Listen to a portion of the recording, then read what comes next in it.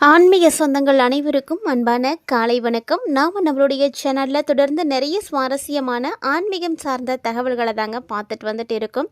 அந்த வரிசையில் இந்த பதிவில் என்ன பார்க்க போகிறோம் அப்படின்னா, ஜனவரி 3 அதாவது வரக்கூடிய சனிக்கிழமை அன்னைக்கு உருவாகி இருக்கக்கூடிய பௌர்ணமியை பற்றின நிறைய சுவாரஸ்யமான தகவல்களை தான் தெரிஞ்சுக்க போகிறீங்க.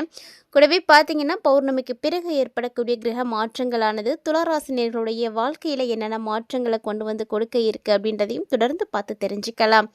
வீடியோக்குள்ளே போகிறதுக்கு முன்னாடி நீங்கள் இன்னும் நம்ம சேனலை சப்ஸ்கிரைப் பண்ணாமல் இருக்கீங்க அப்படின்னா மறக்காமல் சேனலை சப்ஸ்கிரைப் பண்ணிக்கோங்க. கூடவே பக்கத்தில் இருக்கிற பெல் சிம்பலையும் கிளிக் பண்ணிக்கோங்க. அப்போ தான் நாங்கள் போடக்கூடிய வீடியோக்கள் எல்லாமே உங்களுக்கு நோட்டிஃபிகேஷனாக உடனுக்குடன் வந்தடையும். நீங்களும் பார்த்து பயன்பெறலாம். வாங்க வீடியோக்குள்ளே போகலாம். பொதுவாக மாதம் பௌர்ணமி திதி வரும். அதாவது இது மாதம் வரும்பொழுது ஒரு குறிப்பிட்ட நாள் நட்சத்திரத்தோடு தான் வந்து சேரும். ஸோ அப்படி பார்த்தீங்கன்னா, இந்த மார்கழி மாதத்தில் வரக்கூடிய பௌர்ணமிக்கு இருக்கக்கூடிய ஒரு சிறப்பு என்னன்னா ஆருத்ரா தரிசனம் தாங்க. இந்த ஆருத்ரா தரிசனம் எப்படி வந்து பார்த்திங்கன்னா, எல்லா சிவன் கோயிலையுமே ரொம்ப விசேஷமாக வந்து தான் நடத்துவாங்க. இருந்தாலும் உத்திரகோச மங்கையில் நடக்கக்கூடிய ஆருத்ரா தரிசனம் ரொம்ப விசேஷமானது அப்படின்னு சொல்லுறாங்க. ஏன்னா இந்த நாளில் தான் மரகத நடராஜரை வந்து தரிசிக்க முடியும். ஏன்னா இந்த டைமில் இங்கே வந்து நிறைய மக்கள் வந்து இந்த லிங்கத்தை பார்க்கணும் அப்படின்றதுக்காக வர்றதுண்டு. 2026ஆம் ஆண்டில் ஆருத்ரா தரிசனம் ஜனவரி 3ஆம் தேதி அன்னைக்கு, அதாவது சனிக்கிழமை அன்னைக்கு நடைபெறுது. அபிஷேக பிரியனாக இருக்கக்கூடிய சிவபெருமானுக்கு தினமுமே பல்வேறு விதமான பொருட்களால் அபிஷேகம் நடத்துவாங்க.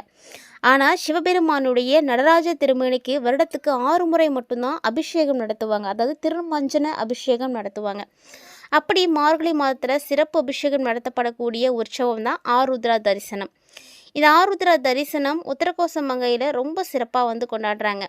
உலகிலேயே முதல்ல சிவன் கோவில் அப்படின்னும், உலகிலே மிகப்பெரிய மரகத நடராஜர் இருக்கக்கூடிய கோவில் அப்படின்னும் சிறப்பு பெயர் பெற்றது தாங்க உத்தரகோச மங்கை. இந்த தளத்தில் அமைந்திருக்கக்கூடிய மங்களநாதர் திருக்கோவிலில் இருக்கக்கூடிய நடராஜரை வழிபாடு செய்கிறது ரொம்ப சிறப்பு. மார்கழி மாதம் நடைபெறக்கூடிய ஆருத்ரா தரிசனம் தான் வருடத்திலுடைய அனைத்து நாட்களுக்குமே சந்தன காப்பிட்டு காட்சி தரக்கூடிய நடராஜ பெருமான இந்த ஆருத்ரா தரிசனம் அன்னைக்கு மட்டும் மரகத திருமேனியை வந்து தரிசனம் செய்ய முடியும். ஸோ மார்கழி மாதத்தில் வரக்கூடிய சிவபெருமானுக்குரிய திருவோதரை நட்சத்திரம் அன்னைக்கு நடராஜ பெருமானுக்கு நடத்தக்கூடிய ஒரு சிறப்பு அபிஷேக ஆராதனை, அதை தான் ஆருத்ரா தரிசனம் அப்படின்னு சொல்லுவாங்க. வருடத்தில் 6 முறை மட்டும்தான் நடராஜருக்கு திருமஞ்சனமே வந்து செலுத்தி வழிபாடு செய்வாங்க. அதில் ரொம்ப முக்கியமான ஒரு நாள் தாங்க இந்த ஆருத்ரா தரிசனம். ஸோ இது பார்த்திங்கன்னா எல்லா சிவன் கோவில்லையுமே வந்து செய்வாங்க. இருந்தாலும் உத்தரகோச மங்கை அப்படின்றது ரொம்ப சிறப்பானது தான். இப்போ 2026ஆம் ஆண்டில் ஆருத்ரா தரிசனம் ஜனவரி 3ஆம் தேதி அன்னைக்கு சனிக்கிழமை அன்னைக்கு செய்கிறாங்க. ஸோ நடராஜருடைய சந்தனம் எப்போ கலைக்கப்படுது அப்படின்னா ஜனவரி 2ஆம் தேதி காலையில் 8 மணிலேருந்து 9 மணிக்குள்ளே மரகத நடராஜருடைய சந்தனம் கலைக்கப்பட்டுடும். மரகத திருமணியாக வந்து காட்சி கொடுப்பாரு. ஸோ அதுக்கப்புறம் அன்றைக்கி நள்ளிரவு 12 மணிலேருந்து ஜனவரி 3ஆம் தேதி காலையில் 2 மணி வரைக்கும் நடராஜருக்கு சிறப்பு அபிஷேகங்கள்லாம் வந்து நடத்துவாங்க. ஸோ பின்னாடி பார்த்திங்கன்னா மீண்டும் ஒரு சந்தன காப்பிட்டு ஜனவரி 3ஆம் தேதி அன்னைக்கு அதிகாலை 4:30 மணிலேருந்து 5 மணிக்குள்ளே தீபாராதனைகள்லாம் காட்டி முடிச்சிருவாங்க. ஸோ அதுக்கப்புறம் ஜனவரி 3ஆம் தேதி இரவு வரைக்குமே சந்தன காப்பிட்ட திருமேனியோட தான் நடராஜ பெருமானை வந்து பார்க்க முடியும். ஆருத்ரா தரிசனம் அன்னைக்கு சிவபெருமானுக்கு திருவோதர களி வந்து படைச்சி வழிபாடு செய்கிறது ரொம்ப விசேஷம். இந்த திருவோதர களி ஏன் வந்து செஞ்சு வழிபாடு செய்கிறாங்க அப்படின்றதுக்கு ஒரு கதையே இருக்குங்க. ஸோ அந்த வரலாற்று கதையும் நீங்கள் இந்த பதிவில் தெரிஞ்சுக்க போகிறீங்க. முன்னாடி காலத்தில் பார்த்தீங்கன்னா சேத்தனார் அப்படின்னு ஒரு சிவனடியார் வந்து இருந்திருக்காருங்க. அவர் வந்து விறகு வெட்டி விற்று அதில் கிடைக்கக்கூடிய பணத்தை வச்சு தான் தினமுமே வந்து சிவனடியாருக்கு வந்து உணவுகளை வந்து கொடுத்துட்டு இருந்தாராம். அவர் வந்து முதல்ல சிவனுடைய அடியார்களுக்கு உணவெல்லாம் கொடுத்துட்டு தான் வந்து சாப்பிட்டுட்டே இருந்திருக்காரு. அதை தான் அவர் வந்து வழக்கமாகவே வந்து செஞ்சுட்டு இருந்திருக்காரு. அப்படி இருந்துட்டு இருக்கும்போது ஒரு நாள் பார்த்திங்கன்னா நல்ல பெரிய மழை வந்து பெஞ்சிட்ருக்கு. அந்த மழையால் வந்து விறகு எல்லாமே வந்து நனைஞ்சு போச்சு. ஸோ விறகு விற்றா தான் அவர்கிட்ட வந்து பணமே இருக்கும். அந்த மழையில் நனைஞ்சதுனால அவர்கிட்ட இருக்கக்கூடிய காசு கிடைக்கல. அவர் வீட்டில் வச்சுருக்கக்கூடிய அரிசியும் வெள்ளத்தை மட்டும் வச்சு ஒரு களி வந்து சமைக்கிறாரு. அந்த களியை சமைச்சு சிவனடியாருடைய வருகைக்காக வந்து காத்துட்ருக்காராம். ரொம்ப நேரம் ஆகியுமே அந்த டைமுக்கு யாருமே வந்து வராமல் போயிடுறாங்க. வருத்தத்தில் இருந்த அவருடைய மன வேதனையை வந்து போக்கணும், அவருக்கு அருள் செய்யணும் அப்படின்னு எம்பெருமான் ஈசனே வந்து நினைத்திருக்காரு. ஸோ தானே சிவனடியாராக வந்து மாறி சேத்தனாருடைய இல்லத்தில் களி இதையே அடுத்த நாள் பார்த்தீங்கன்னா ஊர் கோவிலில் நடராஜர் முன்னாடி பார்த்தீங்கன்னா களியெல்லாம் அங்கங்கே சதறி கிடக்குதுங்க. இதை பார்த்து மக்கள் எல்லாருமே ரொம்ப ஆச்சரியமாக பார்க்குறாங்க. அர்ச்சகர்கள் எல்லாமே வந்து அதிர்ச்சி அடைந்திருக்காங்க. ஸோ அப்போது அந்த இடத்துல ஒரு அசரறி வந்து ஒலிச்சிருக்கு. அதாவது சேத்தனாருடைய வீட்டில் களி உண்டதாக வந்து அந்த ஒரு ஒலி வந்து வந்திருக்கு. ஸோ அதை கேட்ட உடனே எல்லாருக்குமே ஒரு வந்து சந்தோஷம். பக்தனுக்கும் அருள் செய்யணும் அப்படின்றதுக்காக ஈசனே வந்து அடியாராக மாறி வந்திருக்காரு அப்படின்னு இந்த நாளை சிறப்பிக்கணும் அப்படின்ற விதமாக தான் வருஷம் வருஷம் வரக்கூடிய திருவாதிரை நாளில் ஆருத்ரா தரிசன விழாவில் சிவனுக்கு களி வந்து படைத்து வழிபாடு வந்து செய்கிறாங்க. ஸோ இதுதான் ஆருத்ரா தரிசனத்தின் பொழுது திருவோதரை நட்சத்திரத்தன்னைக்கு களி செய்து படைக்கிறதுக்கான முக்கியமான காரணம். இந்த தகவலை நீங்கள் தெரிஞ்சுக்கிட்டீங்க அப்படின்னா கண்டிப்பாக நீங்களும் வந்து எம்பெருமான் ஈசனுடைய தரிசனம் உங்களுக்கு கிடைக்கணுன்றதுக்காக வீட்டில் நீங்களும் திருவாதிரை களி வந்து படைத்து வழிபாடுகள் செய்யுங்க. கண்டிப்பாக அவரும் உங்களுக்கு வந்து அருள் கொடுப்பாருங்க. ஸோ இந்த பதிவில் ஆருத்ரா தரிசனம் எப்படி வந்து உத்தரகோச மங்கையில் சிறப்பாக கொண்டாடப்படுது அப்படிங்கிறதையும் இந்த திருவாதிரை களி உருவானதுக்கான விதம் என்ன, அதனுடைய கதை என்ன அப்படின்றதையும் நீங்கள் தெளிவாக பார்த்துருப்பீங்கன்னு நினைக்கிறேன். கண்டிப்பாக இந்த தகவல் நீங்கள் இப்போ தான் முதன்முறையாக கேள்விப்படுறீங்க அப்படின்னா மறக்காமல் நம்ம வீடியோ கீழே இருக்கக்கூடிய கமெண்ட் பாக்ஸில் வந்து கமெண்ட் பண்ணுங்கள். ஸோ இப்போ வாங்க என்ன மாதிரியான பலன்கள் இந்த பௌர்ணமிக்கு பிறகு ஏற்பட போகுது அப்படின்றத நம்ம தொடர்ந்து பார்க்கலாம். ஏன்னா பௌர்ணமி அப்படின்னாலே நிறைய விஷயத்துக்கு வந்து சிறப்பான நாள் அப்படின்றதும் நம்ம ரெகுலராக வந்து நிறைய பதிவுகளில் பௌர்ணமியை பற்றின சிறப்புகளையும் பூஜைகளையும் வழிபாட்டு முறைகளையும் பற்றி கொடுத்துட்டே தான் இருக்கோம். இருந்தாலும் இந்த பௌர்ணமி எவ்வளவு ஸ்பெஷல் அப்படின்றத தான் நம்ம இந்த பதிவில் பார்த்தோம். இப்போ வாங்க பௌர்ணமிக்கு பிறகு ஏற்படக்கூடிய கிரக மாற்றங்கள் துளாராசி நேயர்களுக்கு என்னென்ன மாற்றங்களை கொடுக்க இருக்குது அப்படின்றதையும் பார்த்து தெரிஞ்சுக்கலாம். ராசி மண்டலத்தில் 7வதாக இருக்கக்கூடிய துலாம் ராசி அன்பர்களே, சுக்கிர பகவானால் ஆளப்படக்கூடிய உங்களுக்கு இந்த ஜனவரி மாதம் எப்படி இருக்குது? 2026ஆம் வருடத்தினுடைய முதல் மாதமான ஜனவரி மாதம் ஒரு மிதமான பலன்களை கொடுக்குற மாதிரி தான் இருக்குங்க. ஏன் அப்படின்னா மாதத்தினுடைய தொடக்கத்தில் இருக்கக்கூடிய கிரகநிலைகளை பார்த்தீங்கன்னா சூரியன், செவ்வாய், புதன் மற்றும் சுக்கிரன் இந்த கிரகங்கள் எல்லாமே உங்களுக்கு 3வது வீட்டில் தான் இருக்க போகிறாங்க. அதே நேரத்தில் ராகு 5வது வீட்லேயும், சனி 6வது வீட்லேயும், குரு 9வது வீட்லேயும், கேது 11வது வீட்லேயும் வந்து இருக்கிறாங்க.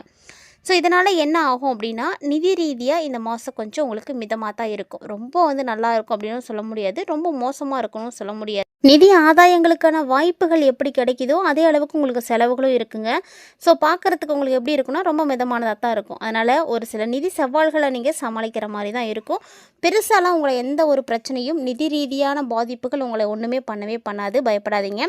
வேலை செய்யக்கூடிய விரும்பவங்களுக்கு வேலை கிடைக்கும். வேலையில் இடமாற்றம் வேணும்னு நினைக்கிறவங்களுக்கு இடமாற்றம் இருக்கும். வேலையில் ஒரு நிலைத்தன்மையும் வந்து கிடைக்கும். ஸோ பெர்மனண்ட் ஆகிறதுக்கான வாய்ப்பும் இருக்குது. இதே தொழில் செய்துட்டு இருக்கக்கூடியவங்களுக்கு எப்படி இருக்கும் அப்படின்னா கண்டிப்பாக உங்களுடைய உழைப்பு தான் அதற்கான பலன்களை வந்து கொடுக்கும். தொழிலை பொறுத்த வரைக்கும் நீங்கள் எந்த அளவுக்கு உழைக்கிறீங்களோ அந்த அளவுக்கு உங்களுக்கு பலன் இருக்குது. ஸோ படிப்படியாக நீங்கள் நிச்சயமாக வெற்றி அடைய போகிறீங்க. எல்லாமே வந்து இந்த 2026 உங்களுடைய வாழ்க்கையில் ஒரு மிகப்பெரிய மாற்றம் இருக்கும். ஸோ கொஞ்சம் வெயிட் பண்ணி அதுக்கெல்லாம் வந்து தயாராகிக்கோங்க. ஏன்னா எடுத்த உடனே எல்லா மாற்றங்களும் வந்து கிடைக்காது. படிப்படியாக வந்து எல்லாம் நடக்கும். பொறுமையாக இருங்க. குடும்ப விஷயங்களும் அப்படிதாங்க. முன்னாடி இருந்ததை விட இந்த ஆண்டில் உங்களுக்கு அதாவது இந்த மாதத்தில் நிறைய சிக்கல்கள் வந்து குறையும். ஆனால் ஒரு சில நேரங்களில் சொத்து பிரச்சனைகள் வரத்துக்கு வாய்ப்புகள் இருக்குது. ஸோ சொத்து சார்ந்த விஷயங்களில் கொஞ்சம் கவனமாக இருந்துக்கோங்க. காதல் உறவுகளுக்கு இந்த மாதம் வந்து உங்களுக்கு ரொம்ப ரொம்ப சிறப்பாக இருக்கும். நிறைய சப்போர்ட் இருக்கும். காதல் வாழ்க்கை ரொம்ப நல்லா இருக்கும். அதே போல் இந்த காலகட்டங்களில் துளாராசிக்காரங்களே உங்களுடைய அன்புக்குரியவங்களோட அன்பான ஒரு சில தருணங்களை நீங்கள் செலவிடுறதுக்கு வாய்ப்புகள் கிடைக்கும். நீங்களும் ரொம்ப சந்தோஷமாக இருப்பீங்க. அவங்களுடைய நேரத்தை பகிர்ந்துக்கும் பொழுது அவங்களுக்கும் அந்த சந்தோஷம் வந்து கிடைக்கும். ஸோ இந்த வாழ்க்கையில் ஒரு சந்தோஷ நிலை இருக்குது. திருமணமானவங்களுக்கும் பார்த்திங்கன்னா இந்த மாதம் கொஞ்சம் நல்லாவே இருக்குங்க. மாதத்தினுடைய பிற்பாதி வாழ்க்கை துணையுடைய பெயரில் நீங்கள் ஏதாவது ஒரு சொத்துக்கள் வாங்குவீங்க. இல்லை அவங்களுக்காக ஏதாவது ஒன்று செய்யறதுக்கான வாய்ப்புகள்லாம் வந்து கிடைக்கும். உடல்நலமும் பார்த்தீங்கன்னா துளாராசிக்காரங்களுக்கு பெருசாக பிரச்சனை இருக்காது. ஓரளவுக்கு வந்து சிறப்பாகவே இருப்பீங்க. ஆனால் அப்பப்போ தோல் சம்பந்தமான விஷயங்கள், காதுகளில் பிரச்சனைகள் இதெல்லாம் வந்து சந்திக்கிறதுக்கு வாய்ப்பு இருக்குது. ஸோ இந்த விஷயத்தில் கவனமாக இருந்துக்கிட்டீங்க அப்படின்னாவே போதும். அதுபோல் கல்வி பயிலக்கூடிய மாணவ மாணவிகளுக்கு இந்த புத்தாண்டு ரொம்பவே வந்து நல்லா இருக்குங்க. ஸோ இந்த நேரத்தில் பார்த்தீங்கன்னா நீங்கள் வந்து வெற்றிக்காக தொடர்ந்து வந்து போராட வேண்டியிருக்கும். பயணங்களும் அப்பப்போ உங்களுக்கு வந்து ஏற்படும். பயணத்தின் பொழுது மட்டும் கொஞ்சம் கவனமாகவே இருந்துக்கோங்க. ஏன்னா தோள்பட்டையில் காயங்கள் எல்லாம் மூட்டு வலிக்கு இதுக்கெல்லாம் பிரச்சனைகளுக்கு வாய்ப்புகள் இருக்குது. ஸோ இந்த சூழ்நிலையில் இந்த ஜனவரி மாதத்தினுடைய பிற்பாதியில் நிறைய விஷயங்கள் மாற்றம் இருக்கும். எல்லாமே ஆரம்பத்தில் இருந்தாலுமே கூட எல்லாமே நாள் போக போக உங்களுக்கு மாற்றங்கள் உறுதியாக கிடைக்கும். சொல்லப்போனால் என்ன பிரச்சனைகள் வந்ததோ அது வந்த மாதிரியே தானாகவே வந்த மாதிரி தானாகவே வந்து போயிடும். ஸோ அதனால் அதுக்காக நீங்கள் பெருசாக ட்ரீட்மெண்ட் எடுக்கணுமோ, செலவு பண்ணணுமோ, பயப்படணுமோ அப்படின்ற எந்த அவசியமும் கிடையாது. அதே மாதிரி இந்த டைமில் மன அழுத்தம் வந்து உங்களுக்கு குறையும். ஸோ டென்ஷன் வந்து குறையும். எல்லாமே நம்மளால் செய்ய முடியும், சமாளிக்க முடியும் அப்படின்ற அளவுக்கு தன்னம்பிக்கையை வந்து வளர்த்துப்பீங்க. இந்த டைமில் உங்களுடைய பணிகளில் பார்த்தீங்கன்னா அதிகமான ஒரு வலிமையானது இருக்கும். நல்ல ஒரு ஸ்ட்ராங்கோடு நீங்கள் இருந்தீங்க அப்படின்னா இன்னும் நல்லா படிக்க முடியும். கண்டிப்பாக வந்து இந்த டைமில் துளாராசிக்காரங்க தவிர்க்க வேண்டிய விஷயம் என்ன அப்படின்னா உங்களுடைய சோம்பேறித்தனம் தான். சோம்பலை நீங்கள் கைவிட்டுட்டு தொடர்ந்து கடினமாக வந்து போராடி உழைச்சிங்க அப்படின்னா உங்களை விட வெற்றியாளர்கள் அப்படின்னு யாருமே இருக்கவே முடியாது. அந்தளவுக்கு அட்டகாசமான ஒரு நேரம். உடலை வந்து சோர்வடைய செய்யாமல் நீங்கள் இருக்கணும் அப்படின்னா அதுக்கேற்ற மாதிரி உணவுகளை வந்து எடுத்துக்கோங்க. நல்ல தூக்கத்தையும் எடுத்துக்கோங்க. ஸோ இந்த மாதிரி சின்ன சின்ன விஷயங்களை மாற்றங்கள் செய்துக்கோங்க. ரொம்ப நல்ல பலன் கிடைக்கும். ஸோ வெள்ளிக்கிழமை அப்படின்றது சுக்கிரனுக்கு உரிய ஒரு நாள். இந்த நாளில் நீங்கள் வழிபாடுகள் செய்கிறது ரொம்ப நல்ல பலன்களை வந்து உங்களுக்கு கொடுக்கும். மறக்காமல் வழிபாடுகள் செய்து பயன்பெறுங்க. இந்த பதிவில் நீங்கள் பார்த்த தகவல்களை போல் இன்னும் நிறைய இன்ட்ரெஸ்டிங்கான தகவல்களை எல்லாம் நீங்கள் உடனுக்குடன் பார்த்து தெரிஞ்சுக்கணும் அப்படின்னு ஆசைப்பட்டீங்கன்னா மறக்காமல் நம்ம சேனலை சப்ஸ்கிரைப் பண்ணிக்கோங்க. அதே போல் இந்த வீடியோ உங்களுக்கு பிடிச்சிருந்தது அப்படின்னா லைக் பண்ணி ஷேர் பண்ணுங்கள். மறக்காமல் கமெண்ட் பண்ணுங்கள். மீண்டும் மற்றும் ஒரு தலைப்பில் சந்திக்கலாம்.